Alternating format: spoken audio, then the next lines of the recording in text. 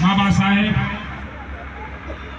श्री भीमराव अम्बेडकर जी की 135वीं जयंती की सुअवसर अवसर पर यहाँ पे उपस्थित हमारे साथी आपके ग्राम सभा के हरिश्चंद्र कुशवाहा जी, भारतीय जनता पार्टी के शक्ति केंद्र संयोजक संदीप बनवाल जी यहाँ पे संचालन कर रहे हैं। हमारे नौजवान साथी को भी नाम नहीं जानता नाम, लेकिन चेहरे से संपर्क हमारा हरिश्चंद्र जी के साथ ही बहुत दिनों से और आपके ग्राम सभा से बहुत पहले से हमारा संपर्क। मैं विधायक रहूँ रामपुर गाँव में, यहाँ बगल में हम हरिश्चंद्र जी से चर्चा कर रहा था कि हम लोग कभी हो सके यहाँ बैठक में आपके बीच में। हमारी पहचान एक हिंदू नेता के रूप में थी आपके बीच में। आज वास्तव में कहने में अतिशयोक्ति नहीं है, कोई भाषण देने का कार्यक्रम नहीं है।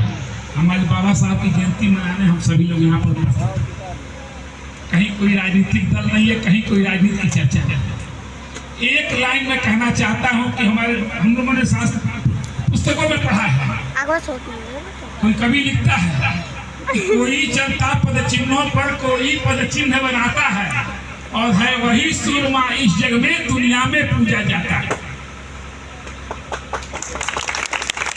अब कोई हम किसी के पद चिन्हों पर चल रहे हैं और कोई ऐसा व्यक्ति है जो पद चिन्ह खींच दिया, उस पर समाज चल रहा है।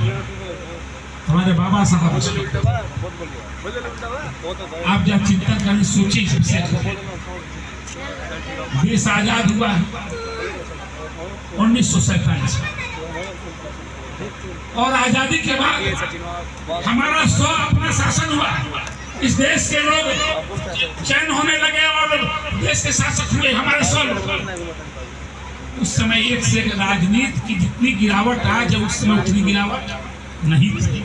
संत टाइप के लोग, अच्छे विद्वान लोग जीत करके विधानसभा और लोकसभा में जाते थे।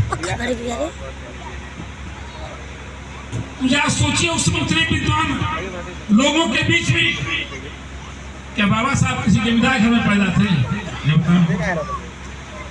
बाबा साहब किसी बड़े उद्योगपति के घर पैदा नहीं थे, वो हमारे जैसे परिवार में। सोचिए उस कालखंड में उन्होंने संविधान निर्माता, संविधान लोग विद्वान थे, आखिर क्या खूबी उनके में थी?